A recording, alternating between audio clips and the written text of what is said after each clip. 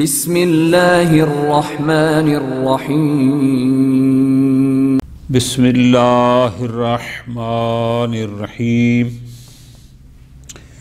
وَأَمَّا الْغُبَارُ فَقِيلَ بِإِيجَابِهِ لِلْقَضَاءِ وَالْكَفَّارَةِ وَقِيلَ بِإِيجَابِهِ الْقَضَاءِ فقط۔ مفترات صوم ہمارا موضوع بحث ہیں۔ کچھ مفترات کی بات ہو گئی، باقی ماندہ مفترات میں سے ایک یہ ہے کہ الغبار، اردو میں بھی غبار کہتے ہیں، گرد، غبار، جیسے آٹا وغیرہ کی گرد ہوتی ہے یا آندھی آتی ہے مٹی گرد اڑتی ہے، اردو میں تقریباً غبار استعمال کرتے ہیں۔ صرف یہ ہے کہ وہ ذرا گرد آلود ہو، غلیظ ہو، گاڑی ہو، اس قسم کی۔ غبار آیا مفترات صوم میں سے ہے یا نہیں ہے؟ توجہ فرمانا، تین نظریے ہیں۔ ایک نظریہ ہے کہ غبار اصلاً مفترات صوم میں سے نہیں ہے، ایک ہو گیا۔ ایک نظریہ ہے کہ غبار مفطر ہے لیکن اس پر فقط قضا واجب ہے، کفارہ نہیں ہے۔ تیسرا نظریہ یہ ہے کہ نہیں، یہ مفترات میں سے بھی ہے، اس پر قضا بھی ہے اور اس پر کفارہ بھی واجب ہے۔ تین نظریات ہیں، ٹھیک ہو گیا۔ آیت اللہ ایروانی دامد اللہ العالی اس مسئلہ کو یوں بیان فرماتے ہیں کہ اما الغبار، کہ مفترات کی فہرست میں غبار، گرد، گاڑی، غبار، اس کے مفتر ہونے کے بارے میں نمبر ایک، فَقِيلَ بِإِيجَابِهِ لِلْقَضَاءِ وَالْكَفَّارَةِ، بعض حضرات نے کہا ہے کہ یہ موجب قضاء و کفارہ یعنی مفترات میں سے ہے، اور اگر یہ اختیاراً حلق تک جائے گی تو اس پر قضاء اور کفارہ واجب ہے، ایک نظریہ۔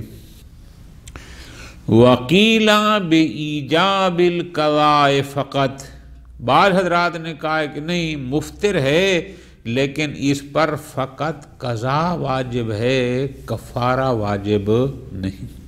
اچھا، کیوں جی؟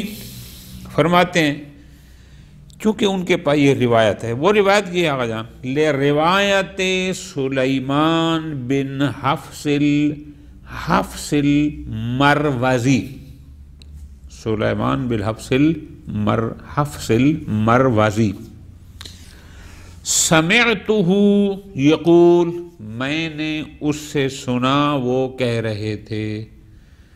اب یہاں اضمار، اس کو حدیث کی اصطلاح میں کہتے ہیں اضمار، کے راوی اس کا ذکر نہ کرے جس کا قول ہو، ٹھیک ہے نہیں جی، کہ قول کو ذکر کرے، قائل کا نام نہ لے۔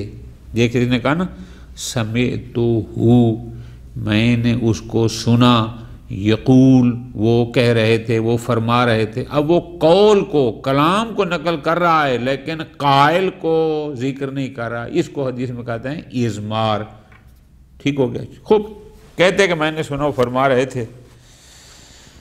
اذا تمزمز الصائم، حدیث یہ ہے، فی شہر رمضان او استنشق متعمدا، اگر ایک روزہ دار ماہ مبارک رمضان میں کلی کرتا ہے، او استنشق، یا ناک میں پانی ڈالتا ہے، متعمدن یعنی اختیاراً جان بوجھ کے ایسا کرتا ہے، او شم رائحۃ غلیظہ، یا وہ کسی تیز خوشبو کو سونگھتا ہے، او کانسا بیتن، یا وہ اپنے گھر میں جھاڑو وغیرہ دیتا ہے، فَدَخَلَ فِي أَنفِهِ وَحَلَقِهِ غبار، یہ ہمارا محل شاہد ہے کہ کانا سا بیتن، اپنے گھر کو جھاڑو وغیرہ دیتا ہے، جیسے جادو میں ہوتا ہے مٹی اڑتی ہے، فَدَخَلَ فِي أَنفِهِ وَحَلْقِهِ غُبَارٌ، اس کے ناک اور حلق میں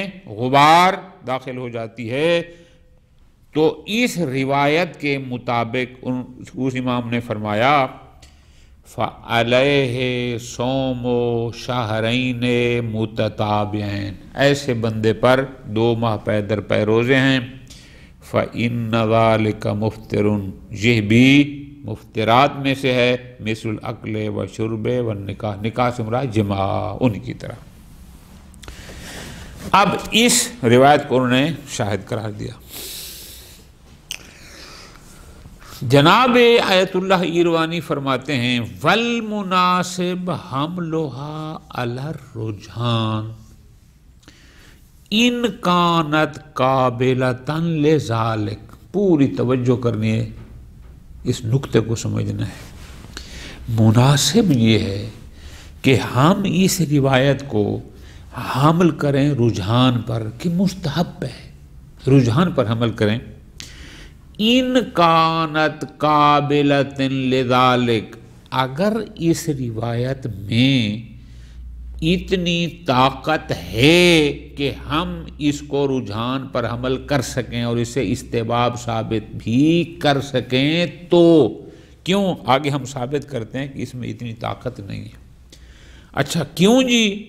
اس کو اگر یہ اس قابل ہے تو ہم اس کو حمل پائیں کہ رجحان کے راجح یہ ہے کہ ایسا ہو۔ وجہ کیوں وجوب پر حمل نہ کریں؟ اس لیے کہ بے قرینت وحدت السیاق، فرماتے ہیں حدیث میں کلی کا ذکر ہے، ناک میں پانی ڈالنے کا ذکر ہے، تیز خوشبو سونگھنے کا ذکر ہے، اور چوتھے نمبر پر آیا وَكَانَ سَبَيْتًا فَدَخَلَ فِي أَنفِهِ وَحَلْقِهِ غُبَارٌ۔ اب یہ وحدت سیاق، یعنی جو حکم کلی کا ہے وہی حکم اس کا ہے، جو حکم ناک میں پانی ڈالنے کا ہے وہی حکم اس کا ہے، جو حکم خوشبو سونگھنے کا ہے وہی حکم اس کا ہے۔ معلومات والاستنشاق وشمرہ التی لیست من المفترات جزما، یہ 3 کنفرم ہے، جزم ہے کہ یہ تو مفترات صوم میں سے نہیں ہیں۔ پس اگر یہ مفترات میں سے 3 نہیں ہیں تو پھر چوتھے نمبر پر جو ایک ہی ترتیب سے چل رہا ہے تو چوتھے نمبر والی پھر کیسے مفترات میں سے ہو جائے گی؟ نقطہ سمجھ آ گیا؟ اس داخل فی انفہ وحلقہ غبار، یعنی اس کا اس سیاق کلام کے ساتھ ملائیں، کلی کرنے کا حکم آیا، استنشاق کا ذکر آیا، اسی طرح فرماتے ہیں تیز خوشبو سونگھنے کا ذکر آیا، تو ان کے ساتھ ذکر ہے نا، ان سے علیحدہ تو نہیں ہے، تو وہ 3 کے بارے میں یقین ہے، جزم ہے کہ وہ تو مفترات میں سے نہیں ہے۔ تو جب 3 مفترات میں سے نہیں ہے تو اچانک چوتھی پھر کیسے مفترات میں سے آ جائے گی؟ پہلی دلیل تو ہماری یہ ہے کہ یہ مفترات میں سے نہیں ہے۔ مناسب ہے کہ ہم اس کو وجوب پر حمل نہ کریں کہ یہ کفارہ واجب ہوگا، اس میں روزہ باطل ہے، پھر قضا بھی ہے، نہ، ہم اس کو استحباب پر حمل کریں۔ ایک نمبر 2، ھذا بقطع النظر عن ضعف سند الراوی بالمروزی، دوسری بات یہ ہے اصلاً یہ سند ہی ضعیف، یہ روایت ہی ضعیف ہے۔ کیوں؟ اس روایت میں سلیمان بن حفص المروزی کا ذکر ہے، اور اس مروزی کے بارے میں لم تثبت وثاقتہ، اس کا موثق ہونا ثابت نہیں ہے۔ تو اگر راوی کا موثق ہونا ثابت ہی نہیں ہے تو پھر کیسے وہ حدیث قابل اعتماد ہوگی؟ ٹھیک ہوگی، یہ بات ہے۔ تیسری، وَبِالْإِزْمَارِ، دوسرا اس روایت میں ازمار ہے، راوی کہتا ہے سمعتہ، میں نے سنا اس کو، یقول، وہ کہہ رہا تھا، ازمار ہے، کون کہہ رہا تھا؟ قول کو ذکر کیا ہے، قائل کا ذکر نہیں کیا، تو قائل کا ذکر نہیں ہے، کلام ذکر ہے، متکلم کا ذکر نہیں ہے، یہ ازمار ہے۔ اگر یہ ازمار کوئی زرارہ جیسی شخصیت کر دے تو پھر کوئی مشکل نہیں تھی۔ کیوں؟ ہمیں پتہ ہے کہ زرارہ ان لوگوں میں سے ہے کہ جو کبھی بھی کسی غیر معصوم سے روایت نہیں کرتا، جبکہ بعد عدم کون المزمر من اجلت الروات، جبکہ یہ مزمر، یہ جو مروزی ہے، جو جس کی اپنی وثاقت ثابت نہیں ہے، مزمر ان جلیل القدر روات میں سے نہیں ہے کہ اگر وہ اضمار کرتے تو ہمیں یقین ہوتا کہ کسی معصوم کا ذکر ہوگا، تقیتاً اس کا نام نہیں لیا، لیکن یہ ان اجلا روات میں سے بھی نہیں ہے۔ وَإِلَّا فَالْأَمْرُ وَاضِحٌ، چونکہ اگر ان میں سے ہوتا، زرارہ جیسی شخصیت کہتی کہ سمیت یقول اضمار کرتا تو ہم مان لیتے، اس لیے کہ ہمیں پتہ ہے کہ وہ معصوم کے علاوہ دیگر سے نقل نہیں کرتا مثلا، جبکہ یہ اس لیول کا نہیں ہے۔ پھر کیا کریں؟ بنا بریں، ایک تو یہ صاحب خود راوی ہیں، دوسرا اس میں اضمار ہے، تیسرا سیاق کلام کہ یہ ہے چوتھے نمبر پر، تین یقیناً مفترات میں سے نہیں ہے، تو یہ چوتھے پر، یہ کیسے مفتر میں سے ہو گئی؟ فالمناسب عدم الحکم بمفتریت الغبار، پس مناسب یہ ہے، آیت اللہ ایروانی فرماتے ہیں کہ ہم یہ کہیں کہ غبار مفترات میں سے نہیں ہے۔ تو جیسے میں نے گزارش کی، گویا تین نظریے ہو گئے کہ ان کے نزدیک مناسب یہ ہے کہ غبار مفترات میں سے نہیں ہے، بعض کہتے ہیں مفتر ہے لیکن اس پر قضا واجب ہے فقط، بعض کہتے ہیں نہیں قضا بھی ہے اور کفارہ بھی ہے۔ پھر جو حدیث انہوں نے نقل کی اس کا ہم نے سارا پوسٹ مارٹم کر دیا ہے۔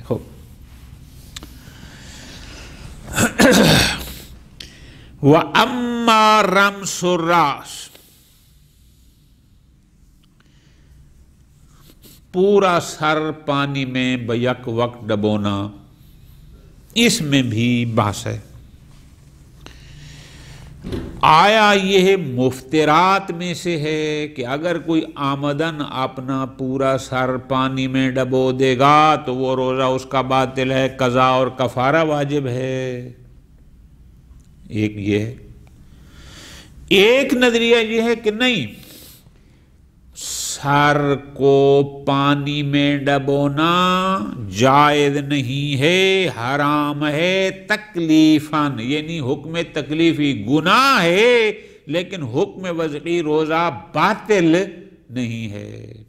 یعنی وہ اس کے قائل ہیں کہ حکم تکلیفی اس پر ہے، حکم وضعی نہیں ہے۔ حکم تکلیفی کیا کہ حرام ہے، گناہ گار ہے یہ بندہ اگر سر کو پانی میں ڈبوئے گا، لیکن حکم وضعی بطلان صوم والا، فساد روزہ والا، وہ اس پر نہیں ہے۔ اب بحث کر کے دیکھتے ہیں۔ فرماتے ہیں اما رمس الراس، یعنی سر کو پانی میں ڈبو دینا، کہ بیک وقت پورا سر پانی میں ڈبو دیں۔ فالمشہور مفتریتہ، مشہور تو یہ ہے کہ پورے سر کو پانی میں ڈبونا مفترات میں سے اس کی مفتریت مشہور ہے۔ وکیل، جبکہ کچھ لوگ کہتے ہیں بے حرمت ہی تکلیفیہ فقط، بعض کہتے ہیں نہیں فقط حرمت تکلیفی ہے۔ میں نے آپ کو واضح کیا، اس کا مطلب ہے کہ سر کو پانی میں ڈبونا حرام ہے، اس پر گناہ ہے، لیکن روزہ باطل نہیں ہے، بطلان جن حکم وضعی اس پر نہیں۔ خوب، کیوں؟ کیا دلیل ہے؟ فرماتے ہیں دلیل لصحیحۃ محمد ابن مسلم السابقہ، روایت محمد ابن مسلم، یہ ہم نے پیچھے روایت میں پڑھی تھی۔ صحیحۃ محمد ابن مسلم سمیت ابا جعفر السلام یقول لا یضر صائم ما ثانا اذا اجتنب ثلاث خصال الطعام والشراب والنساء والارتماس فی الماء۔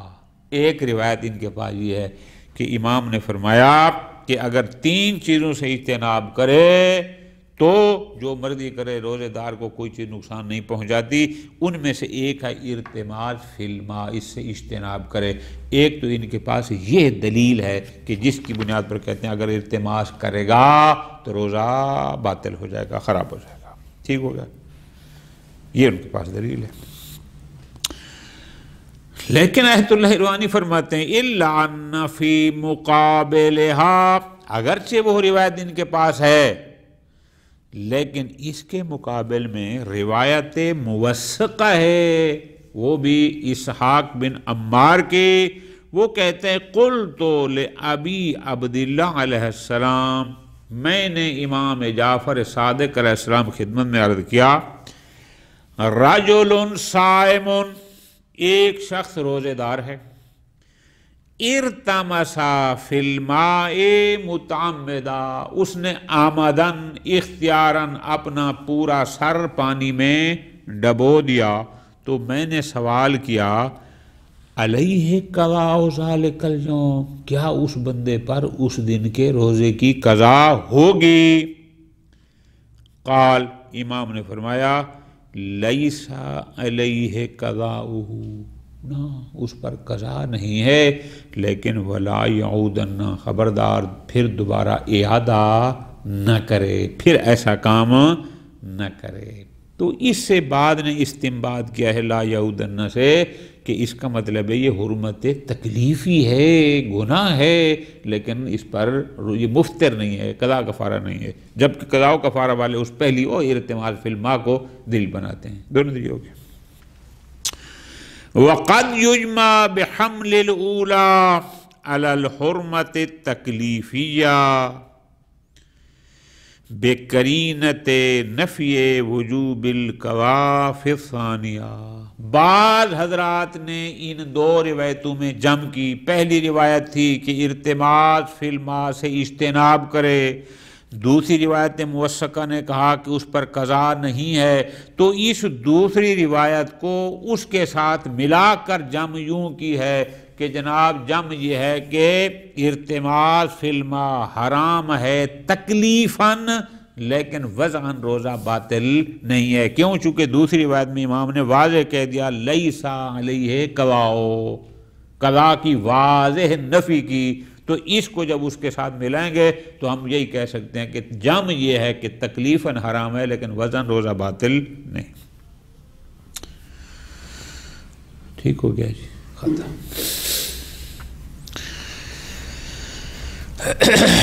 اچھا، الا ان لازمہ، ذرا غور کرنا آغا جان، ذرا غور کرنا کہ اگر ہم یہ والی جمع کرتے ہیں کہ اس پر روزہ رکھنا، یعنی یہ ہے سر ڈبونا حرمت تکلیفی ہے لیکن وضعی نہیں ہے، چونکہ روایت دوسری نے کہہ دیا کہ لیسا علیہ قضاء۔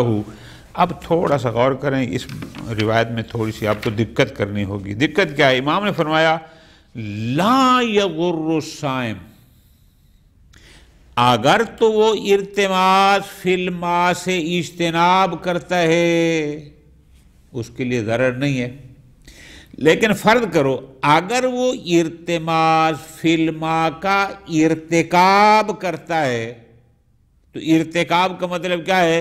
یضر الصائم، کہ وہ روزے دار کے لیے ضرر ہے۔ پوری توجہ، تو ضرر دو لحاظ سے، اگر ہم کہتے ہیں ضرر ہے صحت صوم کے لیے پھر تو اس کا مطلب مفطرات میں سے ہو گیا، لیکن اگر ہم کہتے ہیں کہ یہ ضرر ہے صائم کے لیے، ضرر کا مطلب کیا ہے؟ یعنی ضرر بہی معنی کہ صائم پر ضرر ہے، کیا کہ وہ اس روزے کو پورا کرے، یہ پورا کرنا ضرر ہے۔ فرماتے ہیں یہ حمل انتہائی بعید ہے کہ ہم ضرر کا معنی یہ لیں کہ اس کے لیے ضرر یہ ہے کہ وہ روزہ پورا کرے، نہ۔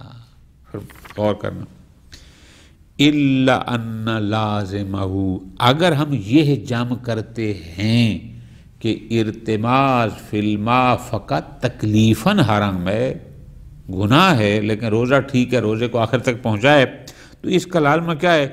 حمل الاضرار علی الاضرار بالصائم، کہ ہم اس یضر کا معنی یہ لیں کہ یہ وہ اضرار ذات صائم کو ہے، اس لیے کہ وہ مکلف ہے کہ روزے کو پورا کرے، اس لحاظ سے اس کے لیے ضرر ہے۔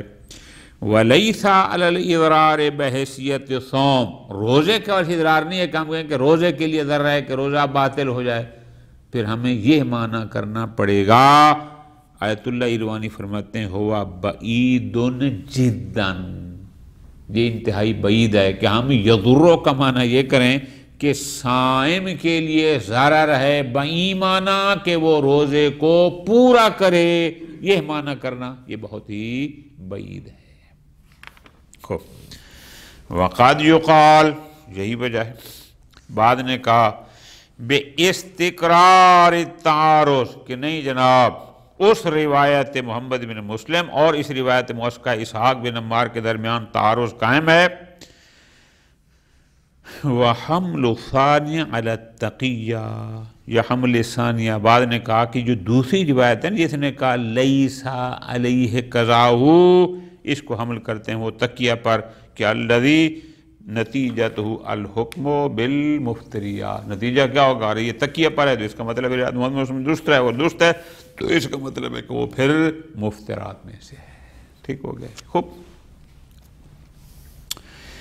مفترات کی فہرست میں اگلا مفتر جو ذکر کیا جاتا ہے وہ ہے عمل احتقان بالبائے، کسی مائع چیز سے حکنا کرانا۔ ہماری اردو میں بھی یہی استعمال ہوتا ہے، حکنا کرانا، کہ جو بندے بیچارے کسی بیماری، پیٹ کی بیماری میں مبتلا ہوتے ہیں تو ان کی پچھلی شرمگاہ سے حکنا کرتے ہیں حکیم لوگ، ڈاکٹر لوگ، اور اس کو بیماری ختم علاج کے لیے۔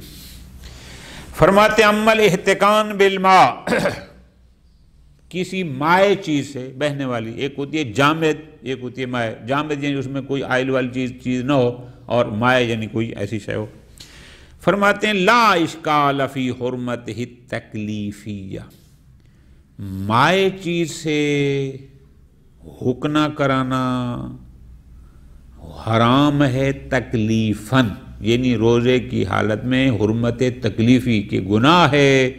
لا اشکالہ، اس میں تو کوئی دو رائے نہیں ہے، بالکل جی حرمت تکلیفی تو اپنے مقام پر ہے۔ کیوں؟ فرماتے ہیں لصحیحۃ احمد بن محمد، روایت صحیح ہے احمد بن محمد بن ابی نصر بزنتی کی ان ابی الحسن رضا، امام رضا علیہ السلام سے، وہ یہ ہے کہ الرجل یحتقن تکون بہ العلۃ فی شہر رمضان، ایک شخص بیمار ہے اور وہ ماہ رمضان میں حکنا کراتا ہے، احتقان کرتا ہے۔ فقال، امام نے فرمایا الصائم لا یجوز لہ ان یحتقن، روزہ دار کے لیے جائز نہیں ہے کہ وہ احتقان، وہ حکنا کرائے۔ اچھا، اب حکنا مائع چیز سے بھی ہوتا ہے، جامد سے بھی ہوتا ہے۔ ہم نے کہا ہے کہ احتقان بالماء، جبکہ اس روایت میں تو ہے لا یجوز لہ ان یحتنقا، انصراف فقط مائع کی طرف، جیسے مائع چیز سے ہوتا ہے ویسے جامد سے بھی ہوتا ہے۔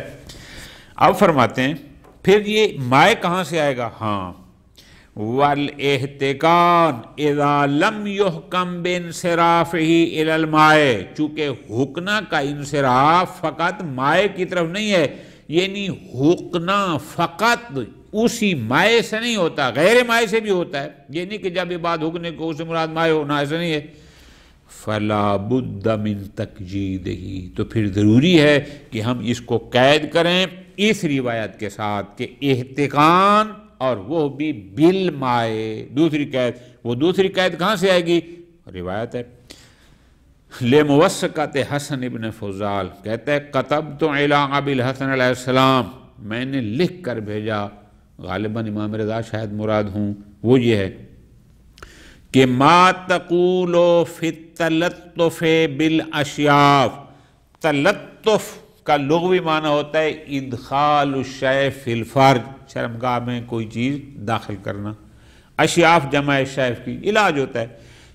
اس نے کہا کہ جناب کیا فرماتے ہیں تلطف بالاشیاف، یعنی وہ شرمگاہ میں کوئی چیز داخل کر کے وہی حکنا کے جیسے میں نے گزارش کی ہے اس کی ذریعے علاج کرانا، کہ یستدخلہ الانسان، کہ انسان اس کو اپنے اندر داخل کرتا ہے، وہو صائم، در حالانکہ وہ روزہ دار ہے۔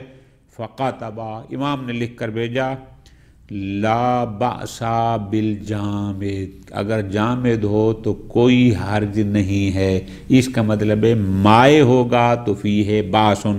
ہم اس روایت سے اور لا یجوز لہ ان یحتقنا کو اطلاق کو مقید کر دیں گے، اور نتیجہ یہ ہوگا کہ الاحتقان بالماء لا اشکال فی حرمت ہے تکلیفیہ۔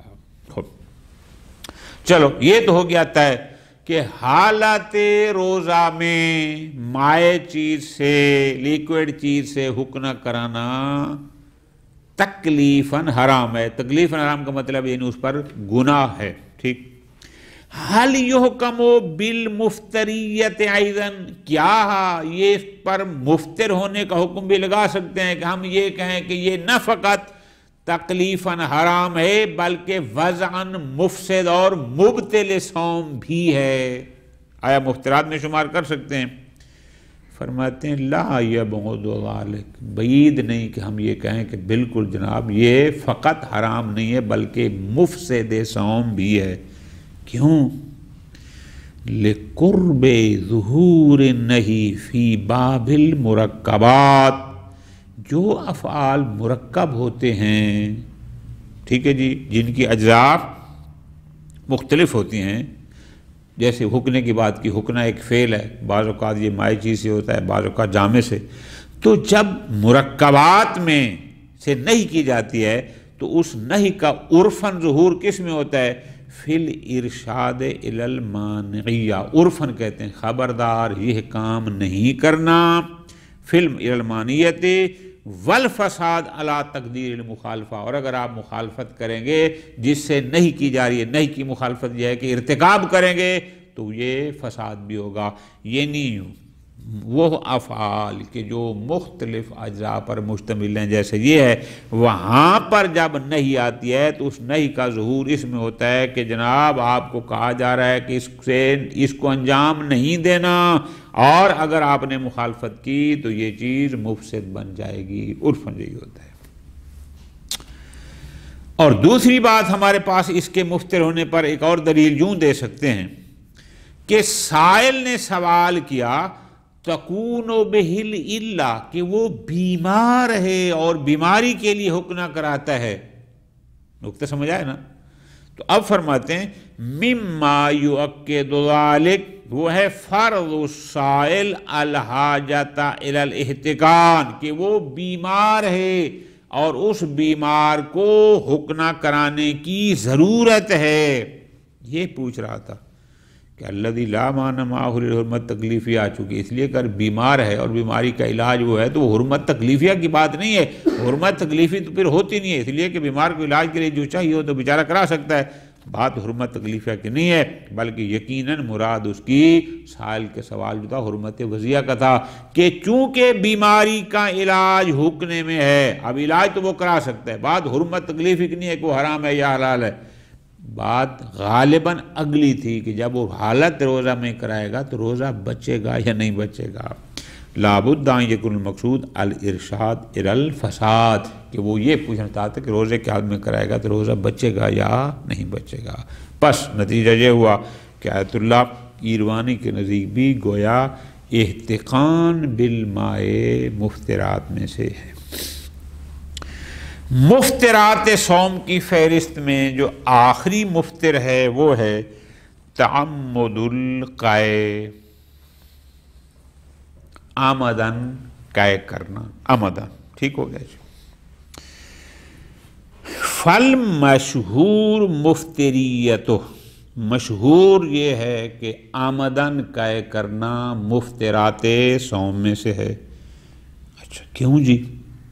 دلیل ان کے پاس دلیل یہ ہے لصحیحۃ الحلبی ان ابی عبداللہ، روایت صحیحہ حلبی ہے امام جعفر صادق علیہ السلام سے کہ امام نے فرمایا اذا تقیع الصائم فقد افطرا، اگر صائم روزے دار قے کرتا ہے فقد افطرا، گویا اس نے اپنے روزے کو باطل کر دیا، خراب کر دیا۔ وَإِنْ زَرَعَهُ مِنْ غَيْرِ أَنْ يَتَقَيَّعَ، لیکن اگر خود باہر آ جائے اس نے قے نہیں کی فَلْيُتِمَّ صَوْمَهُ، تو پھر وہ اپنے روزے کو پورا کرے۔ اور بھی روایت ہیں، تو اس روایت سے استنباط کرتے ہیں کہ اذا تقیع صائم فقد افطرا، کہ اگر کوئی آمدن قے کرے گا تو یہ مبطل صوم ہے، مفترات میں سے ہے، چونکہ امام نے کہہ دیا۔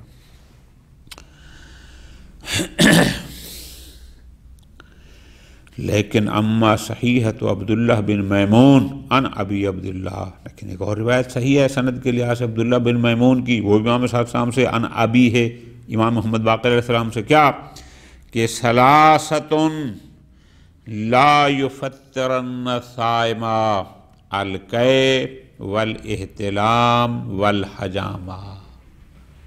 اب ان میں تو واضح آ گیا کہ قے جو ہے وہ صائم کے روزے کو خراب نہیں کرتی، پھر اس کا کیا آپ ترجمہ کریں گے، کیا مطلب؟